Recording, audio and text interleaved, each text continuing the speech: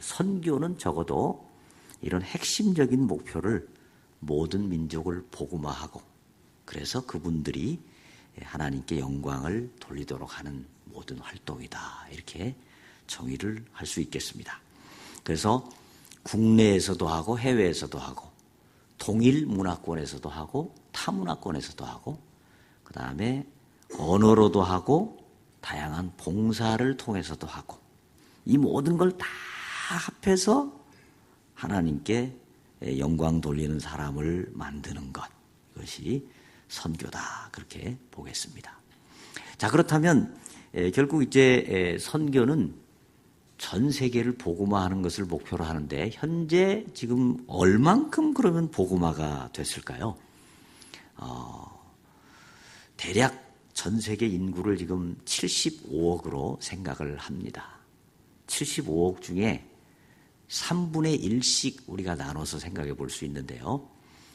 3분의 1인 25억은 그리스도인입니다. 예수님을 이미 아는 분들, 그분들이 약 25억쯤 된다고 봅니다.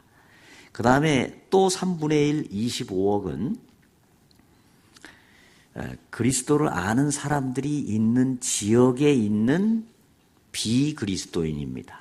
예를 들면 우리 한국 같은 데 있는 불신자들, 이런 분들은 한국에 있는 성도님들이 그들에게 전도하고 선교할 수가 있죠. 그래서 25억 정도는 그런 환경 가운데 있는 분들이고요. 나머지 또 25억은 그 지역에 교회가 거의 없거나 또 복음을 전할 수 있는 여건이 안 된 그런 지역입니다. 그러니까 그런 지역에는 선교사가 가지 않으면 복음을 전할 수 있는 길이 없습니다. 그래서 우리가 그 두 번째 25억에 대해서도 선교를 해야 됩니다. 그렇지만 가장 우선적으로 선교를 해야 될 곳이 바로 세 번째 25억, 즉 선교사가 가지 않으면 복음을 듣지 못하는 지역, 그런 상황에 있는 분들에게 우선적으로 복음을 전해야 되겠다 이렇게 보겠습니다. 그래서 우리가 이제 선교를 할 때 몇 가지 기본적인 전략을 좀 생각해 볼 수 있겠습니다. 가장 첫 번째 중요한 전략은 미전도 지역 선교다 이렇게 보겠습니다. 아까 제가 그 세 번째 25억 말씀드렸죠. 거기는 선교사가 가지 않으면 복음을 들을 수 있는 길이 없습니다. 그렇기 때문에 그런 지역을 우리가 흔히 미전도 지역이라고 말합니다. 그 지역에 집중적으로 선교를 해야 된다라는 것입니다. 자, 그 마태복음 24장 14절 말씀 우리 다 함께 읽어볼까요? 시작. 이 천국 복음이 모든 민족에게 전파되기 위하여 온 세상에 전파되리니 그제야 끝이 오리라. 아멘.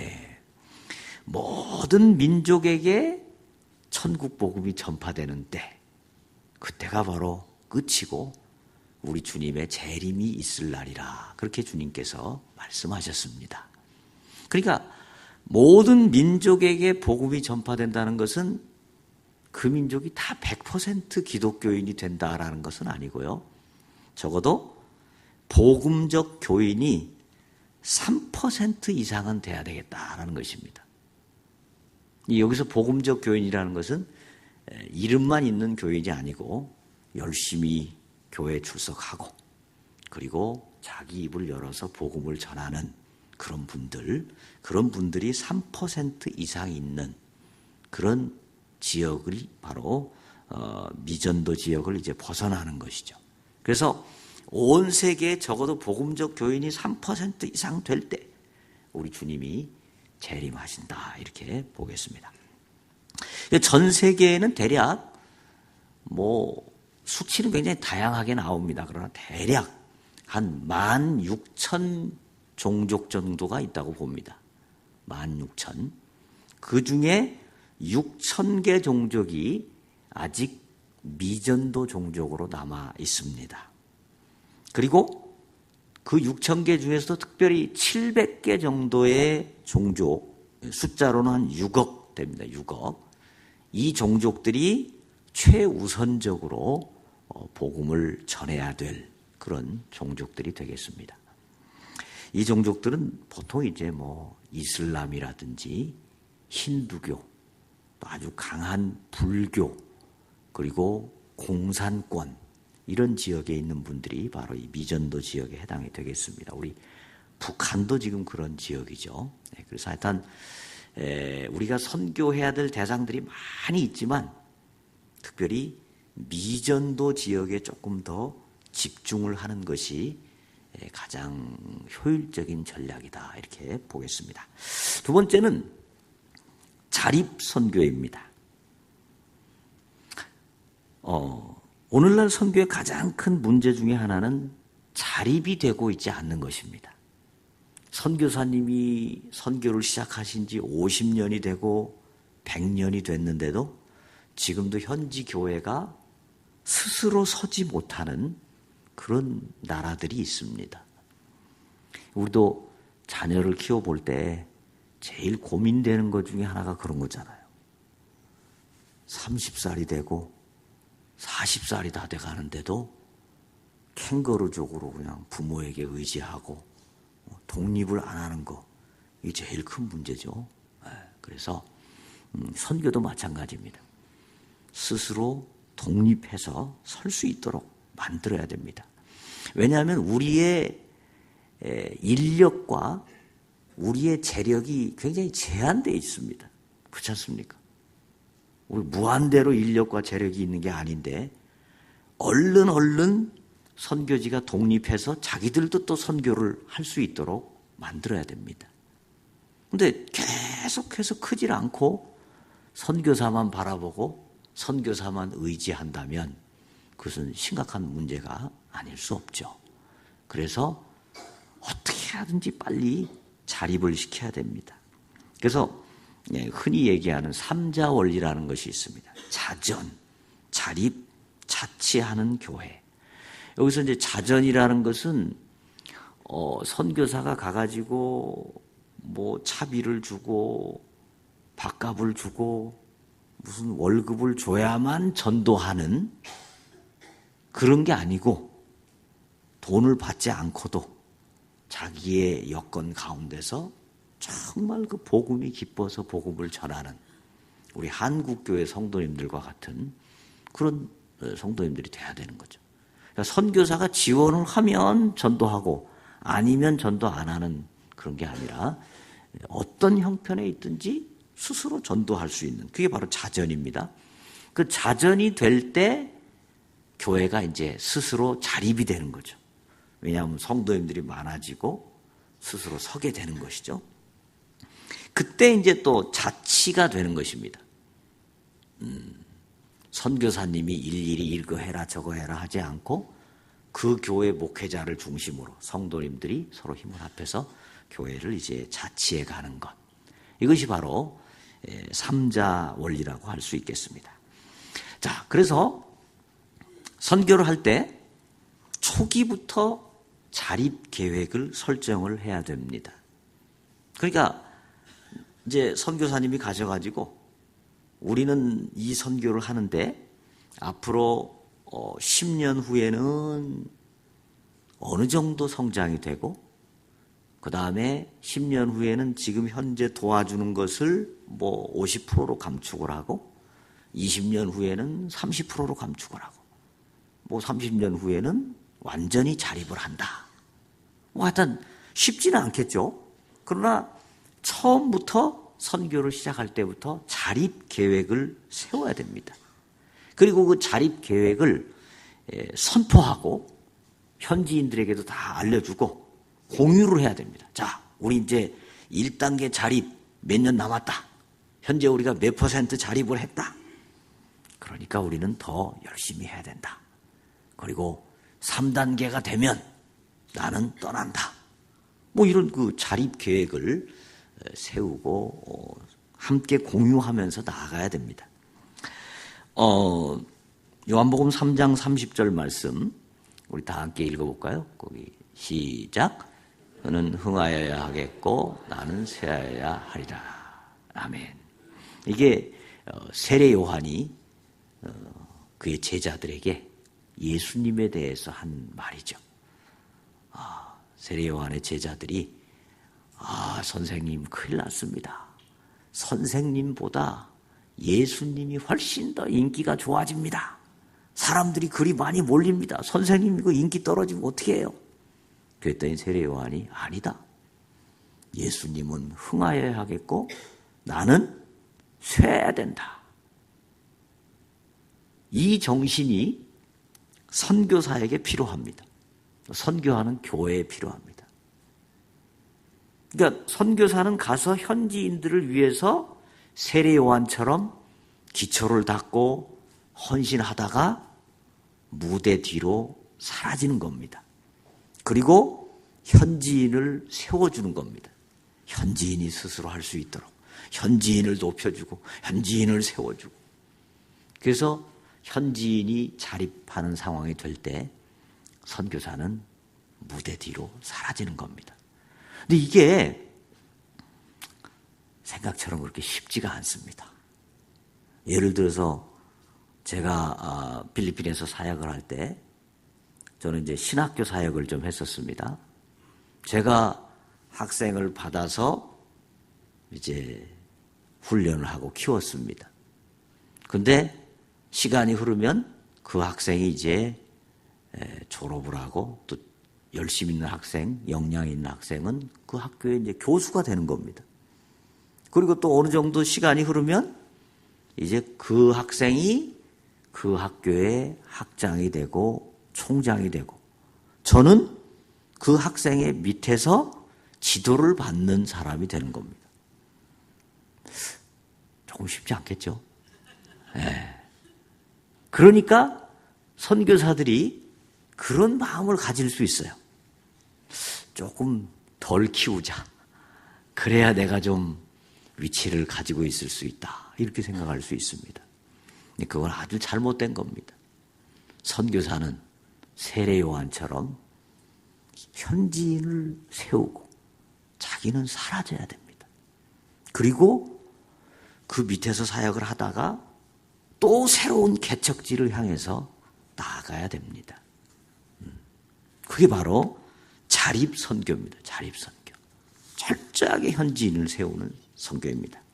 그 다음에 세 번째는 성도를 세우는 선교입니다. 성도를 세우는 선교라는 얘기는 사람을 키우고 사람을 세우는 선교입니다. 우리가 선교를 할 때 물론 이 프로젝트 선교가 필요합니다. 막 대형 대학교를 세운다든지 대형 병원을 세운다든지 어떤 뭐 큰 복지재단을 만든다든지 할 필요가 있습니다. 선교를 효과적으로 하기 위해서. 그런데요, 이렇게 대형 프로젝트를 하게 되면은 선교가 효과적으로 일어날 수도 있지만 문제가 뭐냐면 현지인들이 잿밥에 마음을 두는 경우가 있습니다. 열심히 전도하고 열심히 교회를 섬겨야 되는데 그 프로젝트 병원이나 뭐 대학교나 이런 데 와서 자기 직장 편안하게 잡고 출세하는 길로 생각을 할 수가 있습니다. 그리고 이런 뭐 대학교나 대형 병원을 짓게 되면 돈이 1년에도 막 수천만 원, 많은 경우 뭐 몇 억까지 들어갈 수 있습니다. 그럼 그걸 한국교회가 언제까지 대줄 수가 있을까요? 돈을 갖다 쏟아붓고도 결국 전도는 안 되는 그런 위험성이 또 있습니다. 그 다음에 선교사가 떠나는 날 그 대형 병원은 현지인들의 피 튀기는 싸움장으로 변할 수가 있어요. 대구에 있는 에락원이라고 있습니다. 미국 선교사님들이 대구에 오셔가지고 에락원이라고 하는 그 나환자들을 위한 큰 시설을 만들고 했는데 선교사님들 떠나신 이후에 한국 교회가 그걸 가지고 그냥 막 서로 그걸 차지하려고 그걸 통해서 이권을 얻으려고 많은 싸움을 한 그런 사례가 있습니다. 그러니까 프로젝트 선교가 필요하긴 하지만 될 수 있으면 최소화해야 됩니다. 돈을 막 수백억 갖다 부어가지고 대학교를 만들고 이런 거는 될 수 있으면 좀 자제할 필요가 있습니다. 그 다음에 한국교회가 잘하는 게 교회당을 지어주는 선교죠. 교회당을 그냥 딱 지어줍니다. 근데 교회당을 짓는 건 좋은데 그건 아주 필요합니다. 근데 교회당을 한국교회가 다 지어줘 버리면 어떤 문제가 생기느냐? 현지인들은 이 교회는 선교사님 교회다 이렇게 생각을 합니다. 그래서 유리창이 깨져도 선교사님한테 갈아달라고 그러고 뭐 어디 지붕이 새도 선교사님한테 수리해달라고 그래요. 그러면 될까요? 안 되겠죠. 그 다음에 선교사님이 떠나면 현지인 목회자가 그 교회당을 팔아먹고 그 돈 챙겨가지고 자기 사업으로 가는 그런 참 심각한 경우도 있습니다. 그러니까 한국교회가 교회당을 지어주는 건 좋은데 최대한 현지인들이 짓도록 해야 됩니다. 현지인들의 피와 현지인들의 땀과 현지인들의 헌신이 그 기초가 되고 한국교회는 그 뒤에서 살짝 몰래 도와줘야 됩니다. 그래야 현지인들이 생각할 때 이건 우리 교회다. 우리의 피와 땀이 얽힌 교회다. 그래서 열심으로 충성 봉사하고 문제가 안 생깁니다. 그래서 큰 프로젝트를 하거나 또 교회당을 떡 지어주는 그런 선교보다는 좀 시간이 걸리고 어렵지만 현지인들을 한 명 한 명을 키워가는 한 분 한 분을 훈련해서 시간이 걸리고 어렵지만 그들을 키워내는 선교, 즉 성도를 세우는 선교가 중요한 전략이라는 것입니다. 자, 이제 뭐 이런 전략들은 우리 성도님들이 직접 하시는 건 아니기 때문에 이제 큰 방향만 제가 말씀을 드리고요. 성도님들이 직접 선교에 참여하실 수 있는 방안들을 제가 몇 가지로 좀 말씀을 드리겠습니다. 이거는 이런 방안들이 있다는 거지 꼭 이렇게만 해야 된다는 건 아닙니다. 이런 방안도 있다. 참고를 하시고 이런 방향의 선교를 이제 또 수행하시려면 기본적으로 담임 목사님과 또 당회에서 어떤 큰 결정을 하시고 그 다음에 그 지도하에 이제 이런 선교들을 해 나가야 됩니다. 그냥 막 자체적으로 그냥 이렇게 하면 선교에 혼선이 생기기 때문에 담임 목사님의 목회 계획이 딱 세워지고 그 가운데서 할 수 있도록 하면 좋을 것 같습니다. 자, 자치기관들이 선교를 좀 더 적극적으로 할 수 있습니다. 예를 들면 남선교회, 여전도회, 뭐 각 여전도회도 좋고 여전도회 연합회도 좋고 이제 선교지와 선교사님 한 분을 선정을 할 수 있습니다. 뭐 남전도회 같으면 뭐 어느 시골에 있는 어느 교회를 또 선정할 수도 있겠죠. 그래서 그분들을 위해서 기도하는 겁니다. 여전도회가 모였을 때 뭐 다른 얘기도 할 수 있지만 그 여전도회가 선정한 그 선교사님, 그 선교 편지가 있잖아요. 그 선교 편지를 함께 읽고 그 기도 제목을 함께 읽고 함께 기도를 하는 거죠. 그리고 또 여건이 된다면 조금씩 헌금을 내서 그 선교사님께 또 좀 보내드릴 수도 있을 것입니다. 그 다음에 이제 크리스마스 같은 때는 한번 조그마한 선물 상자를 한번 만듭니다. 저도 선교지에 있을 때 저를 후원해 주셨던 교회에서 크리스마스 때는 이렇게 선물 상자를 하나 보내주셨습니다. 그 안에는 뭐 우리 딸아이들을 위한 머리핀도 있고 무슨 뭐 문방구 색연필도 있고 그 다음에 뭐 책도 좀 있고 뭐 하여튼 이런 인형도 있고 뭐 조그마한 상자인데 그 상자를 받는 날 우리 가족은 얼마나 행복했는지 모르고 한국 제품들이 또 얼마나 이쁘고 좋습니까? 딱 받아들면 막 우리 아이들이 그렇게 행복해했습니다. 그리고 조그마한 거 하나 선교사님에게 큰 힘이 되죠. 그 다음에 이제 선교사님이 고국에를 방문을 했을 때 같이 교제도 하고 함께 좀 특강도 듣기도 하고 또 설교를 말씀을 듣기도 하고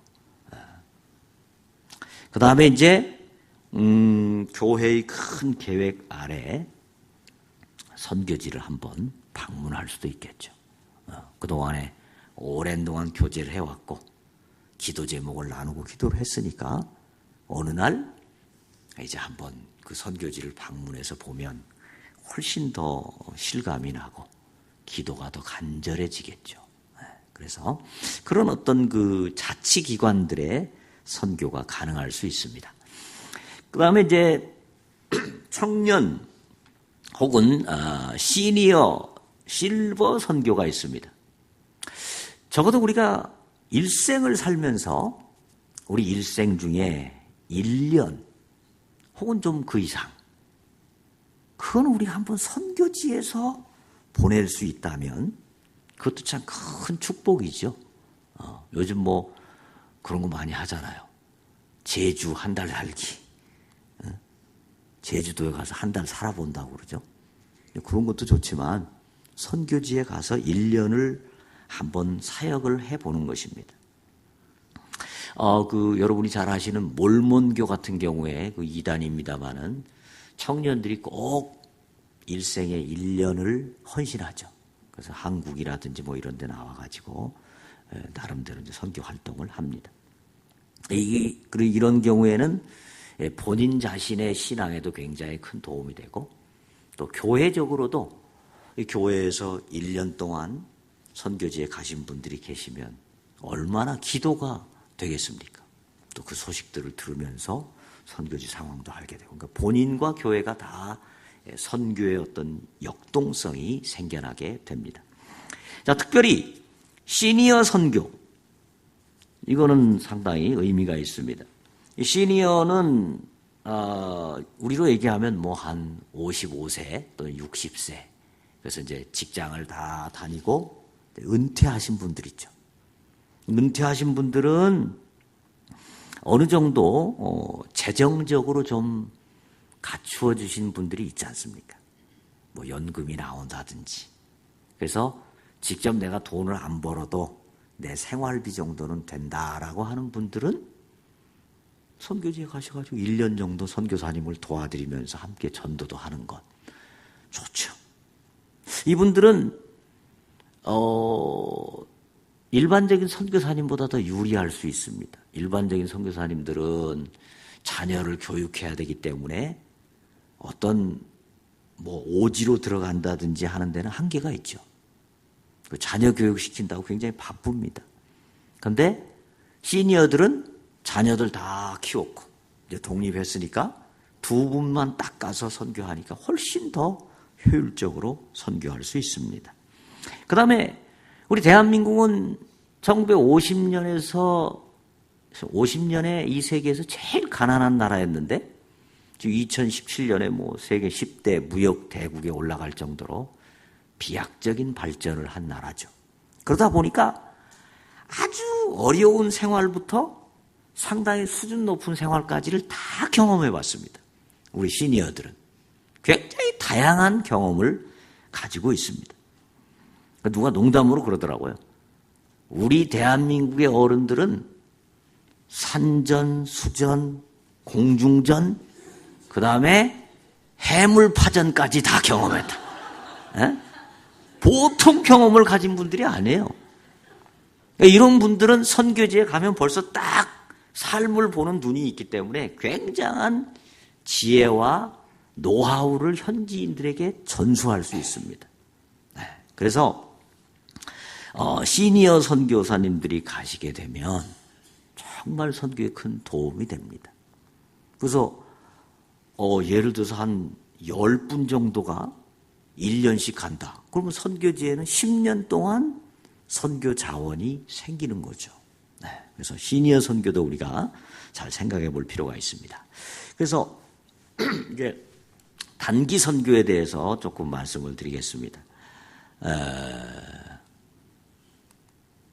단기 선교, 흔히 뭐 비전 트립이라고도 하죠. 청년들이나 뭐 자치기관이나 연합기관이나 교회 전체 갈 수가 있습니다. 단기 선교의 단점도 있습니다. 뭐 잘못 준비하면 돈은 많이 썼는데 크게 얻는 것이 없는 그런 경우도 있을 수 있습니다만 단기 선교 상당히 유익이 많습니다. 그 유익은 첫째, 현지 교회에 큰 힘을 줍니다. 현지 교회가 굉장히 어려운 교회들이 많은데 한국에서부터 비행기를 타고 차 타고 뭐 배 타고 막 그 사람들이 수십 명이 와서 같이 이렇게 며칠씩 지내는 걸 보면 현지의 그 예수님 안 믿는 사람들이 볼 때 굉장히 부러워집니다. 야, 한국이란 나라. 우리는 지금 한국이 이 안에 있으니까 별론 줄 압니다만 사실 동남아나 이런 선교지 가면 한국이 이제 대단한 나라입니다. 굉장히 존경받는 나라입니다. 네. 그래서 그런 나라에서 사람들이 와가지고 이렇게 함께 지내는 모습을 보면 현지인들이 굉장히 부러워합니다. 그리고 교회를 다시 보게 됩니다. 그리고 교회에 좀 나오고 싶은 그런 동기가 부여됩니다. 현지 교회 성도님들에게 힘이 되는 건 뭐 말할 것도 없고요. 그 다음에 현지 선교사님에게 또 큰 도움이 됩니다. 선교사님이 늘 좀 외로운 영적 전투, 참 말할 수 없는 문화 충격 속에서 살아가다가 한국에서 성도님들이 오셔가지고 맛있는 삼양라면도 끓여주고 막 이러면 얼마나 힘이 되는지 모릅니다. 성도님들이 오셔서 선교사님 위해서 기도해 주시고 수고하신다고 그러고 막 힘이 나는 거예요. 그 선교사는 단기 선교팀이 올 때 정말 새 힘이 돋게 됩니다. 그 다음에 참가하신 분들도 신앙적으로 큰 도전이 됩니다. 우리 현지에 있는 그리스도인들이 핍박 가운데 있는 그리스도인들도 있고 참 어려운 상황 가운데서 신앙생활 하시는 분들이 많습니다. 그 필리핀에 보면 이프가오족이라고 있는데요. 산 위에서 사는 족들, 산에서 태어나서 산에서 살다가 산에서 죽습니다. 근데 그분들이 교회를 오실 때요, 수요일 날 같은 때 후레쉬를 켜고 오는데 거기 사는 데서 교회까지 1시간 이상이 걸립니다.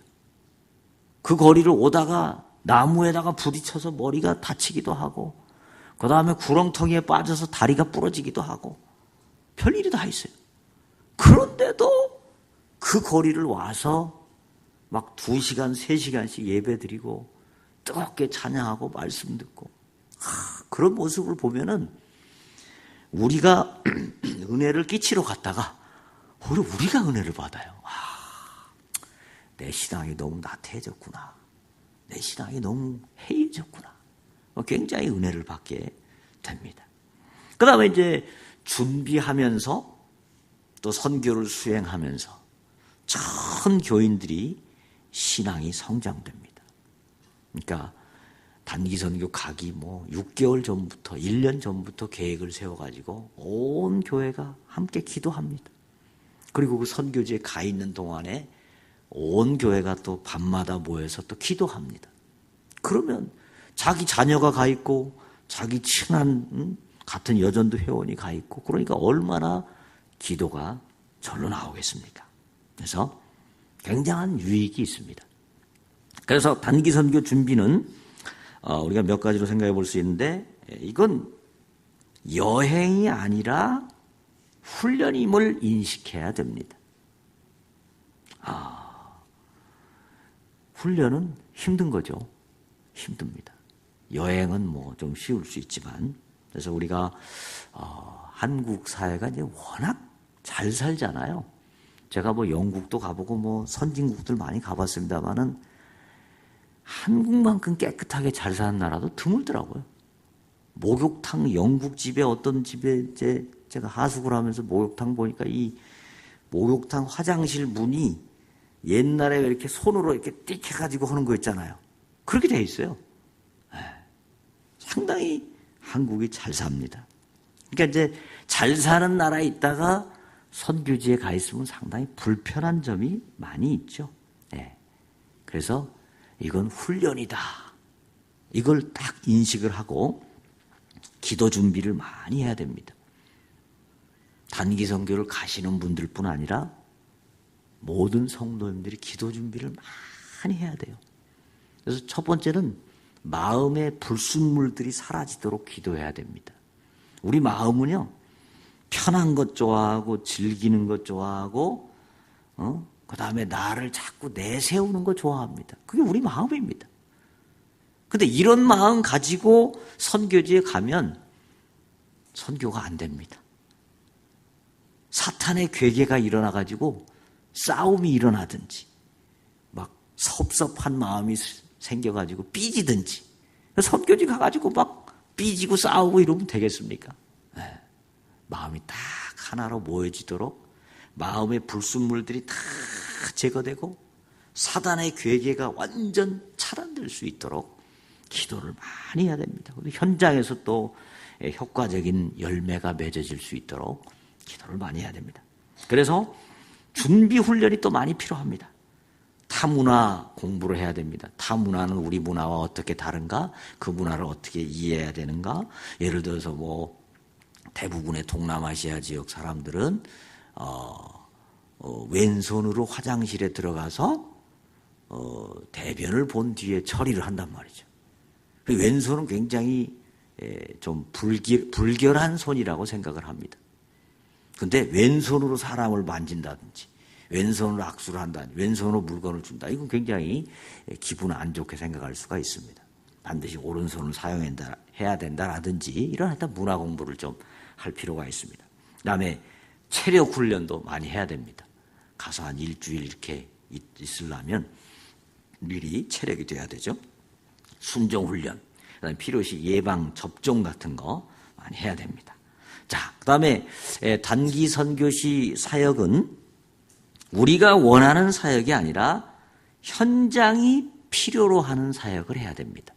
많은 경우 막 보여주는 뭐 태권도 무슨 시범 무슨 뭐 부채춤 뭐 그다음에 막 전도 막 이런 거를 하려고 하는데 그것이 가능한 지역이 있고 그런 게 불가능한 지역들이 있습니다. 오히려 조용히 은밀하게 선교해야 되는 지역들도 있습니다. 그러니까 현장이 뭘 필요로 하는지 선교사님에게 물어보고 미리미리 그것을 준비해야 됩니다. 그 다음에 장기적인 선교에 도움이 되는 사역을 해야 됩니다. 우리 생각에는 막 가서 뭐 땅밟기를 하고 주여 삼창을 하고 막 크게 하면 좋겠지만 그러면 현지에 남아있는 선교사님이 쫓겨나는 수가 있습니다. 그러니까 우리만 생각하면 안 되고 현지 선교사님이 장기적으로 효과적으로 선교할 수 있도록 우리가 도와야 됩니다. 선교지 상황은 항상 급변할 수 있으므로 선교사님의 안내를 전적으로 받고 순종해야 됩니다. 자, 그 다음에 이제 우리가 선교를 갔을 때 관계 문제가 상당히 중요합니다. 선교사님을 우리 기준으로 쉽게 판단할 수 있습니다. 예를 들면 뭐 많은 선교지가 이제 더운 열대 지역이니까 집이 보통 이렇게 2층으로 돼 있는 경우가 많습니다. 그리고 집이 좀 큰 경우도 많습니다. 근데 한국 사람들이 주로 좁은 곳에 살다가 선교사님 집에 가보니까 막 집이 2층으로 돼 있고 이러면은 시험 드는 경우가 있어. 나 선교사님 뭐 이렇게 잘 살아? 그게 아닙니다. 더운 지역이기 때문에 그렇게 살 수 있습니다. 그 다음에 또 어떤 경우 뭐 선교사님이 가정부를 둔다든지 또 운전기사를 두고 이렇게 사역을 하는 경우가 있습니다. 그럼 또 시험에 들어요. 선교사님 무슨 가정부까지 두고. 근데 때로 전도를 위해서 가정부나 또 기사를 둘 수도 있습니다. 굉장히 인건비가 좀 저렴하니까. 우리는 상황을 잘 몰라요. 우리는 잠시 갔기 때문에. 그러니까 우리의 눈을 가지고 선교사님을 너무 판단하는 것은 상당히 자제해야 됩니다. 나름대로 다 이유가 있고 상황이 있으리라. 그렇게 짐작을 하는 게 좋습니다. 그 다음에 선교사님들에게는 남모르는 고충이 있음을 이해해야 됩니다. 한국 같으면 전화 한 통하면 해결될 일이 3개월이 돼도 해결 안 되고 6개월이 돼도 해결 안 되는 그런 문제들이 참 많습니다. 그 다음에 현지인들과의 관계 문제가 참 어려운 경우도 있고요. 그 다음에 모기, 벌레, 그다음에 살 속으로 막 들어와 가지고 그 빨래 그 유충이 있다가 살 속으로 들어와서 막 사람을 괴롭히는 그런 벌레도 있고 또 뱀 때문에 괴롭기도 하고 온갖 애로사항이 많이 있습니다. 그래서 선교사님을 좀 위로해야 돼요. 네. 저도 옛날 선교지에 있을 때 한날은 어디 갔다 오니까 집사람이 저를 아주 굉장히 황급하게 부르더라고요. 왜 그러냐 그랬더니 지금 저 부엌에 싱크대 밑으로 지금 뱀이 들어갔다는 거예요. 근데 제가 뱀을 작게 생겼습니까? 못 작게 생겼습니까? 그거 잡아본 일도 없고, 예. 이거 어떻게 하면 좋겠나. 부엌을 딱 보니까 마침 그 F킬라가 거기 있더라고요. F킬라를 그냥 잔뜩 뿌려놓고, 그날은 이제 2층에 올라가서 잤습니다. 저희 집도 1층은 주로 부엌과 응접실이 있고 2층이 거실인데 올라가 잤습니다. 자고 이제 그 다음날 어떤 그 주변에 있는 다른 선교사님들한테 그 얘기를 했어요. 어제 우리 집에 뱀이 들어왔는데 이거 어떻게 하면 좋냐고 했더니 그분이 큰일 납니다. 필리핀 뱀은 들어올 때는 지발로 들어오지만 나갈 때는 절대 지발로 안 나갑니다. 몇 개월이든 1년이든 집에 있는다는 거예요. 그 소리를 들으니까 아이고 우리 집사람이 이거 설거지 하다가 물리면 내가 호랩이 되겠구나 싶어가지고 이거 어떻게 잡아야 되겠어서 이제 장화 신고 막 장갑 끼고 고무장갑 끼고 이제 모자 쓰고 막 몇 분의 도움을 받아가지고 뱀 소탕 작전에 들어갔습니다. 막 싱크대 그릇 하나씩 다 이렇게 막대기 가지고 막 해가지고 가까이 가면 잘못 물리니까 해서 하루 내내 찾는데도 없어요. 3일을 찾아도 없어요. 지금까지 안 나왔어요. 그 뱀이. 아마도 제가 생각할 때는 그 F킬라의 효력이 있지 않았을까 그렇게 생각합니다. 뱀이 들어올 것 같은 데는 F킬라를 꼭 뿌리셔야 돼요. 그 다음에 현지인들을 너무 쉽게 대하면 안 됩니다. 우리가 현지인들을 보면 되게 막 조금 꼬질꼬질해 보이고 좀 게으르고 굉장히 책임감도 없고 이런 경우가 있어요. 그 동남아에서 온 분들 보면 좀 이렇게 외형적으로도 좀 그런 느낌이 있지 않습니까? 그 우리는 상당히 속으로 은근히 무시하기가 쉬워요. 절대 그러면 안 됩니다. 우리가 속으로라도 무시하는 마음을 갖는 순간 현지인들은 그걸 알아챕니다. 그리고 마음 문을 닫게 됩니다. 여러분, 못 배운 사람일수록 자존심이 더 강합니다. 예를 들어서 대학을 나오고 공부 꽤나 한 분한테 그것도 몰라 그러면은 넘어갈 수 있어요. 근데 진짜 초등학교 정도밖에 못 나오셔가지고 굉장히 나름대로 이 컴플렉스가 있는 분한테 그것도 몰라 그러면 어떻게 되겠어요? 굉장히 상처를 받습니다. 그러니까 가난한 현지인들일수록 자존심은 더 세요. 무시를 당한다든지 모욕을 당한다든지 그러면 못 참아요. 심한 경우에 칼을 들고 달라드는 그런 경우도 있습니다.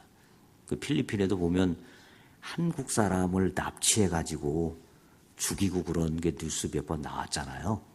그런 게 다 꼭 다 그런 건 아니지만 그런 그 현지인들을 대할 때 우리가 굉장히 조심해야 될 일들입니다. 또 주의사항을 우리가 몇 가지 생각할 수 있는데요. 하여튼 선교지를 가든 여행을 가든 여권과 비행기표 너무너무 중요합니다.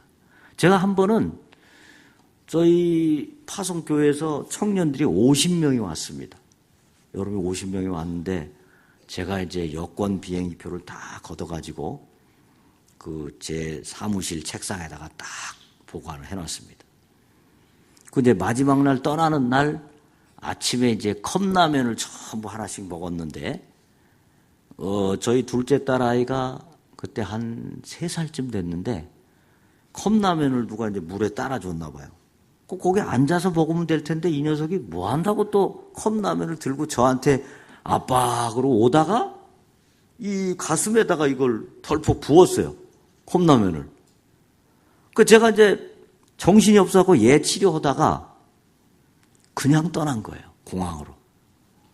그 공항에 이제 가다가 무슨 뭐 어디 쇼핑을 좀 하자고 그래갖고 거기서 내려서 쇼핑을 하는데 어떤 청년이 저한테 선교사님 비행기표하고 여권은 어디 있어요? 그 얘기를 듣는 순간 제가 갑자기 그냥 필름이 끊어졌어요. 큰일 났구나. 이 필리핀 교통이 보통이 아니거든요. 이걸 갔다 와야 되는데 시간이 잘 안 될 것 같아요.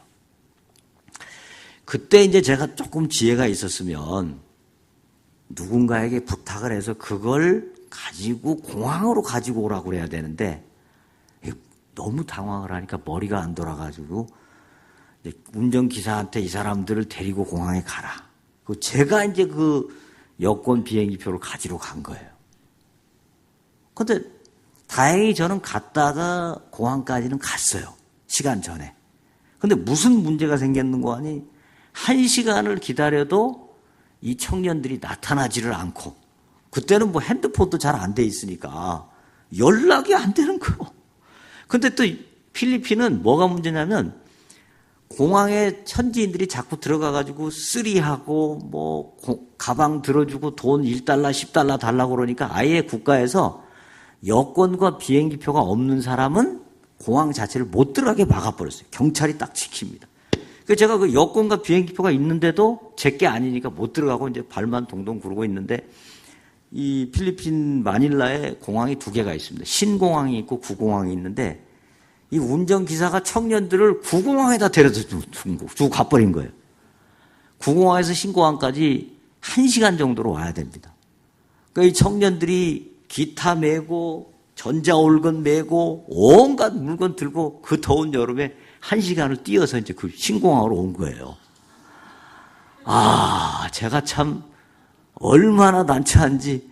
근데 이제 그때가 휴가 끝나는 피크여가지고 이 여행사가 비행기표를 일부를 팔아버린 거예요. 50명 중에 13명이 비행기를 타지를 못했습니다. 37명은 비행기를 탔는데. 제가 이제 담임 목사님께 보고를 하는데, 진짜 입이 10개라도 할 말이 없더라고요. 뭐라고 얘기를 하겠습니까? 담임 목사님은 또 뭐라고 교인들에게 광고를 하시겠습니까? 진짜 참 너무너무 난감했습니다. 그래가지고 이제 그날 저녁에 13명이 이제 저희 집에 와가지고 그날부터 이제 기도하는 거예요. 매일 기도해가지고 제일 먼저 가야 될 사람부터 딱 서열을 정해가지고 기도하는 거예요. 기도하고 이제 아침마다 공항으로 가는 거예요, 무조건. 공항에서 대기하고 있다가 3명, 그럼 3명 가고, 5명 자리 나면 5명 가고, 안 된 사람 집에 와서 또 기도하고, 예. 진짜 그 세월을 한 며칠 했어요, 며칠. 그래서 그때 아주 그냥 뼛속 깊이 새긴 거. 여권과 비행기표는 생명보다 중요하다. 예. 여권 비행기표는 절대 잊어버려. 하여튼 본인이 간수하는 게 나아요. 본인이 확실하게. 예. 그 다음에 한국 사람들이 좋아하는 게 선물을 나누어 주는 겁니다. 선물을 많이 준비해가지고 한국 선물이 워낙 좋으니까 뭐 문방구라든지 뭐 이런 거. 근데 선물은 될 수 있으면 한국 거를 가지고 가다가 보면 또 관세를 물리는 경우가 있습니다. 관세가 세금을 많이 맞아요. 그러니까 가능하면 현지에 가셔서 사셔도 돼요. 현지 것도 좋습니다. 요새는. 현지 걸 사시고 그 다음에 선교팀이 직접 나눠주면 아이들이 그걸 받고 뒷문으로 나갔다가 또 다시 들어와서 받고 하루 종일 나눠줘도 다 못 나눠줘요. 그 잘못하면 대판 싸움이 일어납니다. 받은 애, 못 받은 애, 막. 절대 그렇게 하시면 안 되고, 반드시 선교사님이 줄 수 있도록. 그 다음에 정 주려면 한 명씩 불러내가지고 딱 주고 앉혀놓고 이렇게 해야 됩니다. 하여튼 지혜로운 거는 선교사님이 주도록 그렇게 해야 됩니다. 그 다음에 현지에 가시면 절대 길에서 파는 청량 음료라든지 이런 거를 드시면 안 됩니다. 그거 잘못 먹으면은 이질 설사에 걸려가지고 완전 응급실에 가시든지 그대로 오시든지 선교가 안 돼요. 절대 음식은 익히고 끓인 것만 드시고 물도 반드시 미네랄 그 생수 파는 거 이런 것만 드시든지 하여튼 물을 조심해야 됩니다. 물을. 그다음에 예절을 잘 갖추셔야 되고 복장 같은 것도 너무 뭐 짧은 바지라든지 뭐 이렇게 민 소매라든지 이런 거는 절대 금물입니다. 그다음에 이제 한국 분들이 가시게 되면 현지인들을 보면 너무너무 이뻐요. 그래서 막 한국 사람들 특히 뭐 주는 거 좋아하잖아요. 그래가지고 막 이런 얘기를 하는 분들이 있어요. 자, 우리 계속해서 편지나 이메일로 교류하자. 그 다음에 귀국 후에 내가 어떤 물건을 보내주겠다. 그 다음에 너 졸업할 때까지 내가 장학금을 대주겠다.